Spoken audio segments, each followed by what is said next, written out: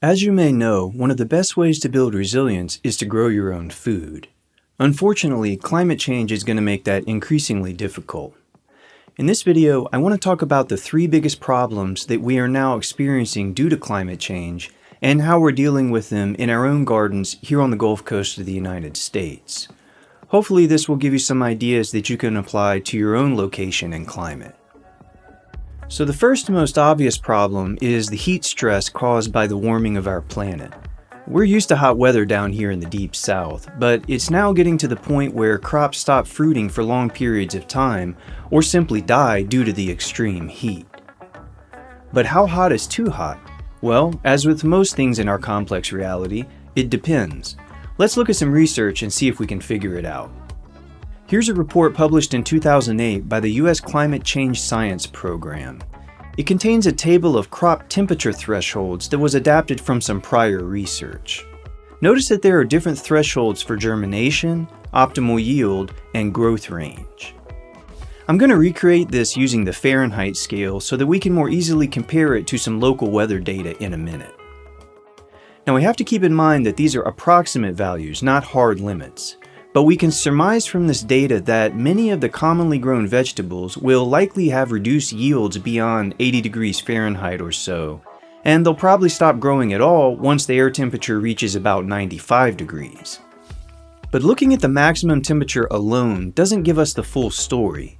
We must also consider the much higher nighttime temperatures that our plants are experiencing. Here's a 2021 study conducted in Japan by Lin et al.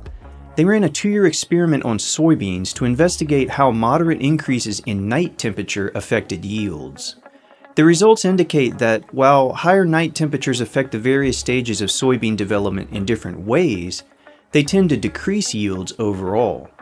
The researchers concluded that, quote, "The results suggest that an increase in night temperature over 20.3 degrees C imposed during the reproductive stage can lead to a reduction in yield of approximately 4.6% per degree Celsius.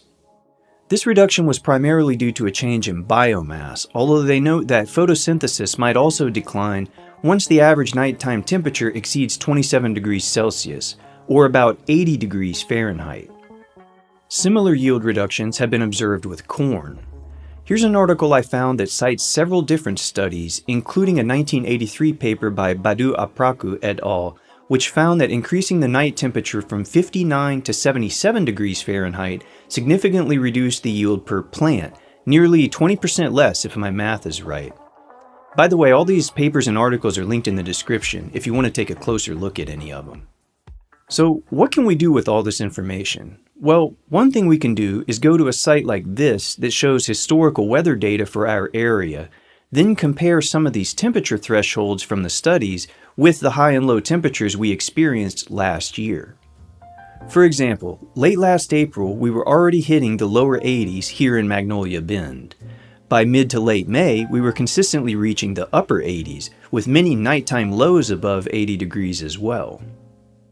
If I go back and look at the table here, I can see that, very broadly speaking, we're going to have the best luck with warm season crops in our area if I can time the planting so that the harvest peaks sometime in April or early May. By the time June rolls around, we're already regularly pushing the lower to mid-90s, which will probably affect our yields. The plants won't necessarily die, but their production will slow way down and they'll become more susceptible to pests and disease. As for fall plantings, I can look at the data from last October and see that we were still in the lower 80s all the way up until the end of the month. So if I want to plant something like turnips or spinach, I definitely want to wait until about the start of November to do it. Now, if you've been gardening or farming for a long time, you might not see the point in going through all this trouble. Your years of experience may be enough to inform you of when to plant each crop. But let me show you why I think this may be important moving forward. On the AccuWeather app on my phone, there's a feature that lets me compare the daily high and low temperatures to what they were last year on this date, as well as to the historical average, which, according to AccuWeather, is the average for the past 30 years. I screenshotted these stats for a 10-day period at the start of this month, November 2024. While there is some daily variability, What I want you to notice is how much higher the temperatures were last year on this date compared to the historical average, and also how much higher they were this year than they were last year. And remember, this average doesn't stretch back to the start of the Industrial Revolution or anything. This is only 30 years, well within my lifetime. In fact, I was farming with my grandfather prior to the years that were included in this average. So we aren't talking about changes that happened over centuries. These are substantial increases to temperature in the span of my short lifetime. I'm showing you this to demonstrate that the knowledge and common wisdom we've been using to grow crops may not hold as true as it did in the recent past, especially with regard to when we plant them. If my grandfather was alive today, he certainly wouldn't be able to base his planting schedule off how he'd done it long ago, not when it's 10 to 15 degrees Fahrenheit hotter than it used to be. As we face these significantly higher temperatures, we'll need to recalibrate our thinking a bit and develop new strategies using all the tools available to us. Now, you might think that if we're experiencing warmer temperatures overall, then we should have a longer growing season, which would allow us to grow a lot more crops in the fall. I was hoping this would be the case, but it unfortunately hasn't proven true for us. And the reason is the second big problem that climate change has created: more pests. I should preface this section of the video by saying that we don't use any insecticides here in Magnolia Bend. But I'm not here to criticize anyone that does. I only mention it because what we're about to talk about may or may not be as big of a problem for you as it is for us, depending on your approach to all this. So to understand why climate change, and global warming in particular, results in more garden pests, we have to think a bit about the life cycle of the average pest. Every species is different and has its own little quirks, but generally speaking, they often overwinter in the soil or leaf litter, either as eggs or pupating larvae. Once spring arrives and the temperature reaches a certain point, they emerge and continue with their life cycles. These cycles typically take a few weeks to a few months to complete. Eventually, once the temperatures begin dropping in the fall, they go dormant again in preparation for the winter. But here's the thing: warmer temperatures speed up the life cycles of most of these pests, which, combined with a longer growing season, means that more generations of pests can reproduce. So instead of getting, say, 1 or 2 waves of aphids throughout the growing season, you might now have to deal with 3 or 4 waves. Anecdotally, I've noticed that the grasshoppers this year stayed around for much longer than expected because it never really got cold enough to kill them. And the same thing with stuff like cutworms and mites. So the strategy of waiting until the summer heat abates in the fall to replant some crops doesn't really work, because they just get decimated by all these bugs that are still hanging around munching on everything. Many pests also thrive in high humidity conditions, and hotter air can hold more moisture, so you can see where this is going. I think most people, myself included, have focused most of their worry on the heat stress our plants will face from global warming. But the increase in agricultural pests could be equally devastating. In this paper published in 1998, Yamamura and Kiritani estimated that an increase in global mean surface air temperature of 2 degrees C could mean an additional 1 to 5 life cycles per season for various pests. So even if you do use insecticides, you might want to prepare to buy more of them moving forward. And if you don't, well, timing your plantings and selecting the right varieties are going to be even more critical than they already are. And that brings us to the third major problem climate change has created for us, which is extreme weather patterns. These would be things like drought, flooding, severe storms, etc. It's always a bit tricky to talk about these events in relation to climate change because they've occurred throughout Earth's history. I recall a recent Extinct Zoo video where he talks about the Morrison Formation in the western United States, which contains evidence of a series of super droughts that occurred in the Upper Jurassic period some 150 million years ago. Extreme weather is something that all life on this planet has lived and, more often than not, died through. So it's understandable that many people would question whether some of these events are even related to global warming at all. But I think the science behind it is fairly clear. As the planet heats up, we have hotter heat waves. No surprise there. But we also have longer and more extreme droughts because hotter air causes more evaporation of water from the Earth's surface. And as we talked about earlier, hotter air also holds more moisture, which can create a vicious cycle that sucks all the water out of an area. On the other hand, more evaporation means more moisture in the atmosphere, and that water has to come down somewhere. When it does, it often falls in the form of torrential rain that results in catastrophic flooding, as Spain just experienced around the end of October.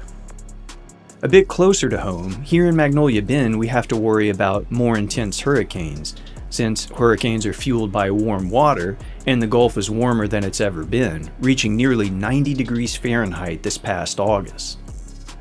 Luckily, we avoided any direct hits from the major hurricanes this year, but as a consolation prize, we got a period of over 5 weeks with not a drop of rain. That's the second extremely dry period we've had in the past 2 years. I think the very first video we published on this channel talked about how we were dealing with the first one. Of course, depending on where you live, you might have the opposite problem. You might be experiencing too much rain, or snow, or some other abnormal weather pattern. But no matter what particular calamities you're used to facing, it'd be a good idea to start thinking about how you can deal with more severe versions of those extreme events. Because it's only going to get worse from here on out. Speaking of which, I said I'd talk a bit about how we're dealing with these problems of climate change, so let's finish up the video with that. Regarding the extreme heat, I think shade cloth can be very beneficial if you're able to use it. It doesn't really work for us living here on the bay because the winds are just too extreme. I'm actually going to do a separate video just on the wind component, so I won't dive too deep into that here. But I have been experimenting with using some of the natural shade provided by these massive oak trees. For example, here's a section along the east fence where I planted some cucumbers. Half of it is mostly shaded during the hottest part of the day, while the other half gets full sun. I sowed cucumber seeds in both halves at the same time, but only the ones in the shade made it past the seedling stage. They were later annihilated by caterpillars, but that's a story for another day. So that's a clear example of how shade can increase plant survivability. I've also found that using some temporary shade cloth right after transplanting seedlings gives them a better chance at survival. And with tomatoes in particular, leaving enough suckers on to shade the fruit from the blazing sun will help it ripen. As for the pests, I think that timing is critical. Try to get your plants big and strong before the waves of pests really hit you in the spring and early summer, because it's virtually impossible to keep seedlings alive during the height of pest season without using chemicals. Starting seedlings indoors can help with that. I also hand-picked hundreds of hornworms and other caterpillars off our tomato plants this year, which is time-consuming but effective for the small number of plants we grew. Coffee grounds mixed in water also keeps the aphid populations down for us, for instance on the purple hull peas we grew this year. Fall plantings are trickier. I tried to sneak some winter squash in when the first cold front hit and we dipped into the upper 50s, and they did alright for a bit. But once the weather crept back up into the 80s, the pests appeared again and made short work of them. I guess I'll have to wait until much later next year to plant our winter stuff, because our collard greens and turnips are also full of holes at the moment. Hopefully they'll hang on long enough for the colder weather to take out the remaining pests. When it comes to extreme weather, there isn't a whole lot we can do. For severe droughts, I've just been spending many hours a week watering the garden. Keeping everything heavily mulched will significantly reduce evaporation from the soil, which you can learn more about in one of the videos in the description. With something like a hurricane though, I don't know. Maybe you could shoot it with a nuke or something. At some point I think we just have to accept that we're at the mercy of the gods and hope for the best.